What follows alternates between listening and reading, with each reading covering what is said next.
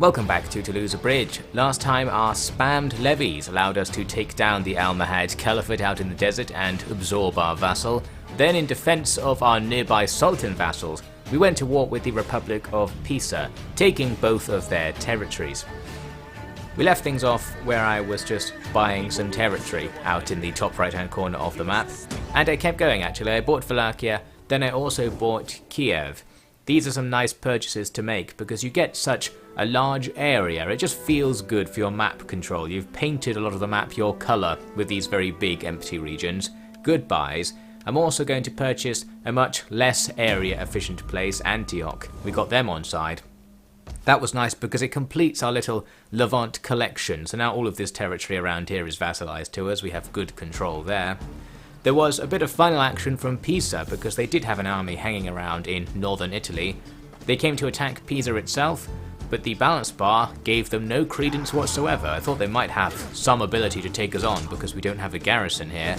But no, our army just absolutely stomped them, and that was the end of Pisa really. Then we've got more buying to make in the next turn. I pick up Poland. That's a pretty nice one. They come with a whole bunch of regions along the top of the map. And all these far-flung purchases are like a chain reaction, because when we vassalize these people, we get their line of sight and we can then see other factions and talk to them to have more vassalization opportunities. As for military business, you can see here I'm setting up to go and attack Corsica because we've got Sardinia, we can't not have Corsica. And as mentioned before, the guys who control Corsica, the Genoese, are currently at war with my vassal, so they're already on our hit list. I can actually recruit catapults here in Sardinia, so we're going to do that to help out with our impending betrayal of the Genoese. Before though, got a purchase to make. We pick up the Kingdom of Hungary. That's a massive one. Not only does it cover a massive area, it also has a massive number of regions, and they had their own vassal. I think the Croatians were vassalized to them or something. With that, our overall influence over the Balkans and just that part of the map in general is huge. We've vassalized like everything over there, so no one's going to be messing with us. Here's a look at the allies and vassals map. A decreasing number of those blue regions are actually allies. They're now mostly our vassals. So we control loads of the actual game world at this point. Very nice. But we still need to end our little Pax Toulousia to deal with the Genoese. You can see right here, they sent all of their troops down to our vassal sultanate, and it looks like they're going to be able to take it. Now I could just let them take it in order to spread Christianity, but since we have the Pope under our control, we don't have to do what he says anymore, so we're going to try and save the Muslims instead. First though, need to make a quick purchase, some more Muslims in this case, taking on Oman as a vassal. I'm trying to build some support over there at the very edge of the map so I can go to war with the Abbasid Caliphate and not have the Abbasid Caliphate's allies turn on us. But anyway, once that's done, we get brought into the war by the Sultanate, and here we are at war with Genoa. The first thing I noticed is that ruins my trustworthiness. I was probably allied to them, to be fair. So that means getting further vassals will be a bit harder now, because I think that trustworthiness just reduces the chance of any diplomatic deal working. No idea how it works, because of course it would not tell you such things. But anyway, we now are in a pretty good position to attack Genoa. Because they sent all of their stuff down to Africa, their territory up here is just empty. So we can move in and challenge all of the garrisons. We set a siege at Bologna. We also go for Genoa itself. The garrison here was very small, but surprisingly that balance bar looks okay. Anyway, it doesn't matter, we're just going to leave them under siege for a bit. And finally, their other territory, Corsica, comes under siege as well. In this case, we can actually attack them right now if we want, because we have the catapults to open breaches in the wall. But then again, we don't really need to. There's no rush. It's not like they're going to get back here anytime soon, so we might as well besiege them and get some equipment as well. As for defensive operations, we had a stack down near Algiers that can come over to attack one of the Genoese armies currently besieging our poor vassals, and this looks good. The Genoese are half dead by the looks of things, guessing they took some attrition recently, and the garrison of the town will of course help us there. So altogether we absolutely annihilate that stack and the siege is lifted. In the Genoese turn, we see their remaining 3 armies rushing back towards Italy and generally away from their targets. So it looks like we've successfully defended the Sultanate, and now we need to take out the Genoese before their men get back. First things first though, need to make a quick purchase. We pick up another one of the Caliphate's allies out there. So we're gradually surrounding them with our vassals, but their allies. Potentially a recipe for some difficult choices there. Anyway, at Corsica, since the enemy are on the way back, I thought we might as well just get this over with since we have the catapults. We don't need much equipment, and I have already got a couple of siege towers as well. So I went into the battle, but it seems I never learn, do I? Because, as you can see here, this town again has the really small walls, so the siege towers will not be useful. As the fight started, I didn't even realize this. I was like, yes, we'll use the towers later, but for now, let's get that gate open using the catapults. But in fact, I am entirely reliant upon getting that gate open using the catapults because we're otherwise trapped outside of the town. Luckily, we can shoot the gate while out of the tower range, so we just have to wait and pray to the RNG gods that we're accurate enough to actually do this. A while later, while the gates are being opened and closed randomly for some reason, we get enough hits and we do take out that gate. Annoyingly, the unit that was standing on the gatehouse had moved by then. If they were there, they would have all been killed by that. We did actually pick up a few free kills there from the weird physics effects. But there we go, now we have a way into the town. We still have about half of the ammo left on the catapults, so I thought let's do some more shooting. In particular, I tried shooting the quote-unquote explosive rounds at these enemy knights. I thought that might take out loads of them, but they're much, much less powerful than explosive shot is in base game Attila. It's more like NAFTA attacks that just do something very similar to the fire shots. Overall, that didn't do very much and I gave up. Instead, I used the last of my ammo to open up another breach next to the gate. And there we go, we're just about out. So now we have to go in with the infantry and try to make use of our entryways. The enemy sent some crossbows out of those breaches for some reason, so we'll have some easy fights early on. In go the siege towers on the right to do their thing, that specifically being nothing, and the last few shots from the catapults get us a few extra kills. Here's me being disappointed by the explosive shot again. Those knights would have been a nice juicy target to blow apart with base game Attila explosive shots. I then realised at the very last second that the towers weren't going to happen. Yes, I actually thought that was going to happen until I saw, oh yeah, now I remember why you can't do this. So that was disappointing. This does mean everything has to go through the two breaches, and the fact that we're going to be attacking with tons of levies will now work against us because we don't have very much offensive power. And we saw before, even attacking through a breach with the upgraded version, the spear sergeants, can be hard, even if the enemy are only holding with ranged units. And in this case, they've got, as well as their crossbows, who have melee unit stats, knights and some actual melee units as well. So we're outclassed in these fights. We do have numbers on our side, but the towers are shooting us as well. Overall, this is a really nasty grind where victory will be by chance, essentially. The only reason we're not routing already is that I had my general right up against the wall providing a morale buff, but he can't help forever. Eventually we're going to see some routes, but we did see some routes among the enemy as well. We were gradually picking up some kills. My crossbows might be sometimes hitting the enemy if they occasionally get line of sight on something. Overall, no real strategy for us here.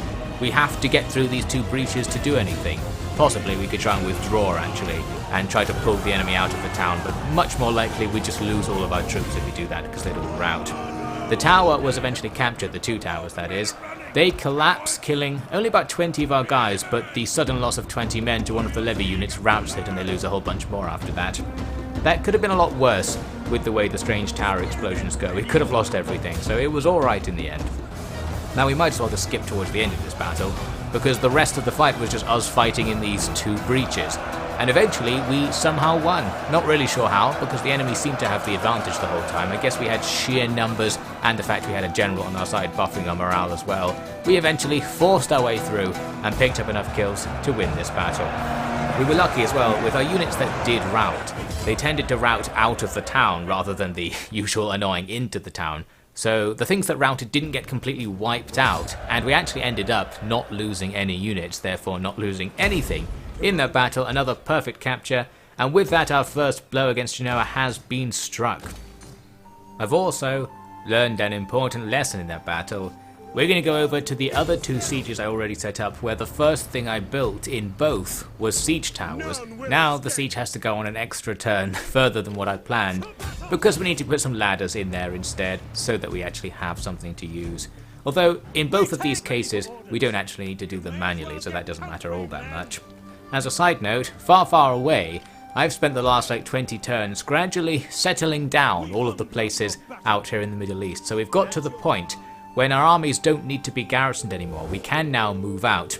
And as previously hinted, my target's going to be the Abbasid Caliphate. Since taking down the Caliphate is roughly the same as taking down the Papal States, we need to get full control over Islam as well for total world domination.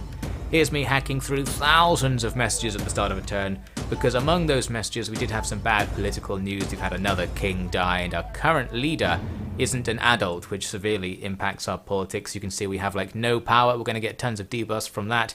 Our family is packed with dead people. It's really hard to keep your family alive, because lifespans in this game are quite short and time moves fast, meaning you only get like 20 turns with each character. It's not long enough to build up the influence you need to adopt other good characters and such. So I've really struggled to keep people in my family, and of course everyone I do adopt just dies instantly because we're usually adopting people who are already like 50 years old. So yes, we're really not making much progress in the politics. It's generally back progress. It's getting harder and harder as I have more and more people who aren't in my family doing things. For example, these guys out here attacking the Genoese territory, and in both cases the two sieges don't need to be manually resolved because adding the siege equipment gave us a balanced power advantage, and once you have a bit of an advantage you're guaranteed to get a free win. So there you go, we move in to both, and with that the Genoese are going to start taking heavy attrition. Much more importantly though, I buy the Holy Roman Empire, and that's a pretty big purchase right there, because when you buy the faction you get their vassals as your own vassals, meaning we also bought like 10 other minor factions at the same time. All of these little ones surrounding the Holy Roman Empire proper are now part of our vassal network, so there is no Holy Roman Empire now anymore. It's all just part of the even holier Toulouse Empire, and we have extreme map control as a result of that. All of Central Europe, pretty much, is vassalized to us. If we had England as well, we'd have extreme control over Europe. No one is going to mess with us anymore. There's still more we can do, more we can buy specifically, and I probably will. I'm really just making a mockery of the game at this point. It seems that in Attila in particular, you can override all of the diplomatic options that should be impossible if you just throw enough money at people. And of course with vassals, you get more money the more vassals you have, so it spirals upwards.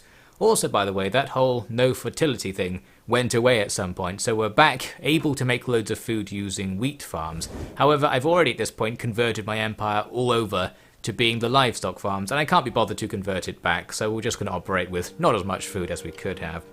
We start seeing at around this point in the campaign quite a lot of political instability because of the aforementioned constant deaths and our king being some kid. So here we have a case where we've had a mutiny, and I can't go out and take down those crossbowmen with my own set of crossbowmen because we just have the same troops as them as a result of how the mutiny thing works.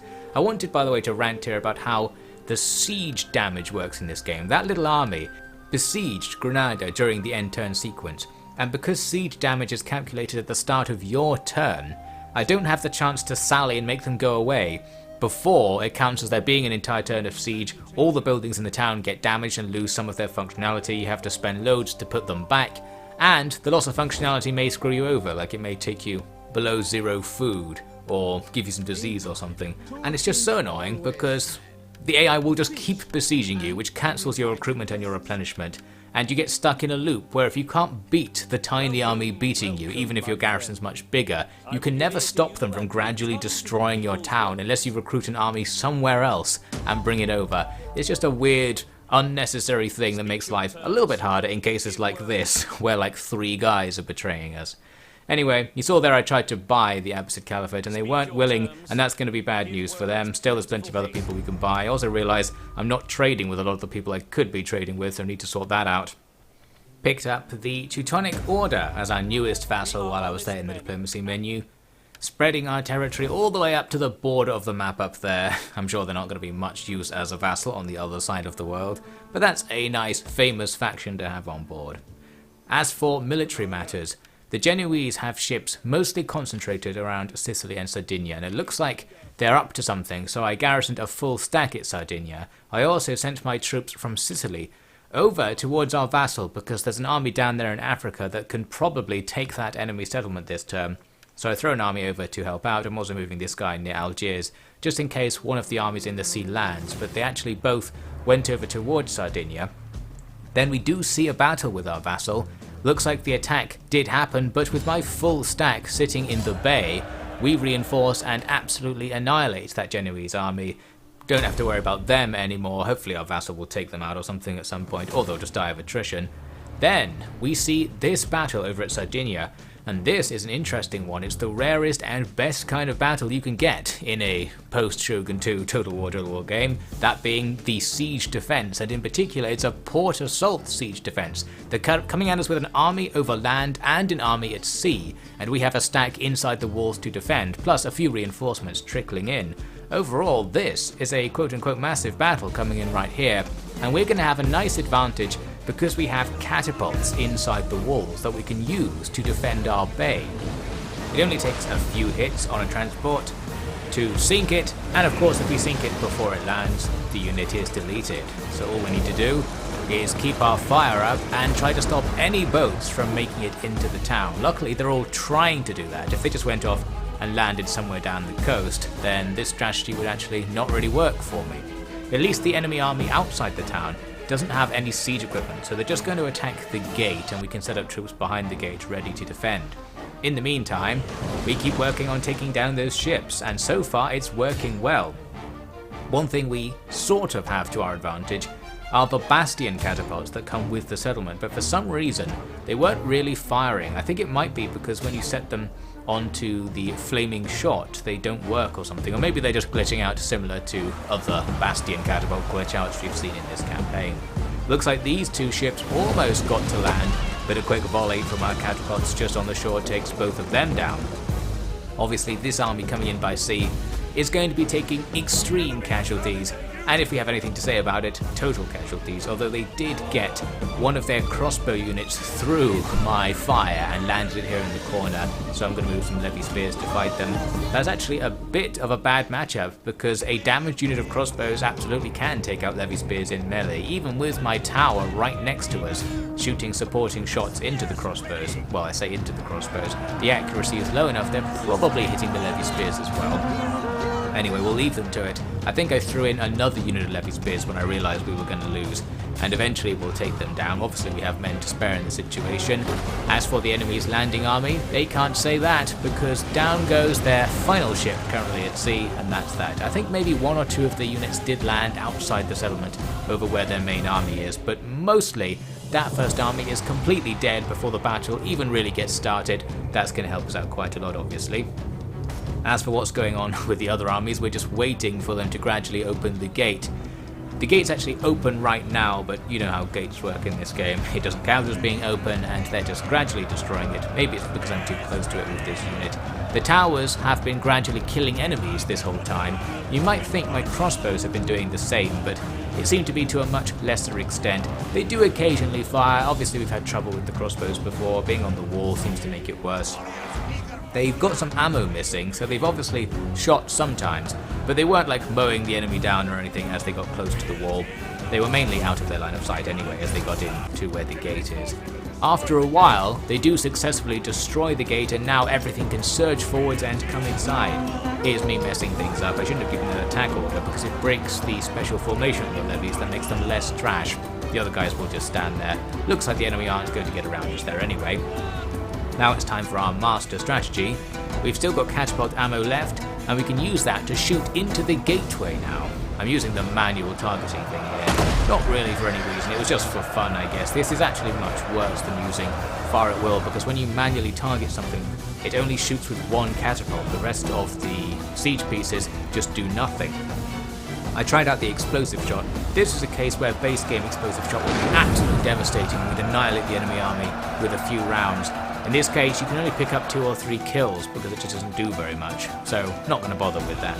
Instead, we'll just give them actual targets, make them shoot regular shots into the big blob. If they hit our own side, well, who cares, they're hitting levies. What the enemy have are knights and actual units, so it's much more important to kill these guys. Pretty sure our levies would lose if we just left them to it, but with the catapults attacking, we can pick up a cheeky 100 kills or so and really thin the enemy out, in particular killing those knights who otherwise will be functionally invincible. Very good stuff. As for my land reinforcements that I mentioned, well, it's some more siege stuff and a general. The general's more useful. We can charge in to take out some crossbows that are hanging around up there, skirmishing with my crossbows. We're winning this battle by so much at this point. that really it's just done. Our levies, while we've seen before they can rout with just any combat going on in front of them, with their flanks secured and with us having the army advantage, they get buffs, so they're not going to fall back. The enemy will not have that privilege. They're going to take huge casualties to the catapult attacks and lose their morale, and at some point in the fighting, we even kill their general as well. I think it was even the levy spears that got the general killed. With that, this battle is over. Although actually, because their land army were all reinforcements, we do need to kill them manually to pick up more kills in this battle. Handily, our general outside the town can now hit the enemy's retreating column from the other side and just absolutely massacre them as they go. I've also got some uncommitted cav inside the town who I can throw out through the gates. The levies will probably block them though. Anyway, we can skip that and move to the result, that being that we lost effectively nothing. The enemy lost almost everything. Their army at sea was completely destroyed. The army on land is still alive with like 2 units. Someone can just go clear that up later. And our war against Genoa is effectively won at this point. We've done it, and our vassal's honour has been upheld.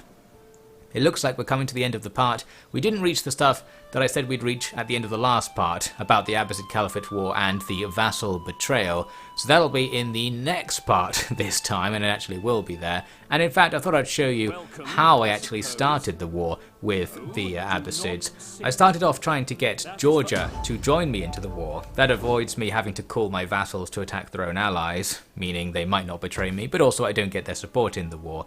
However, because I messed up big time, I actually ended up declaring war on the Ayyubid Sultanate instead, who were my vassals. So that's a good start. We're going to add some spice to this war by also fighting the Ayyubids at the same time. They only have this little bit of territory over here, but the army we just saw that they had sitting around near Alexandria captures another piece right after this. So we are going to be fighting in 2 directions with our 3 stacks down there in the Middle East, once I finally get this declaration of war going as well, and get the proper thing on board.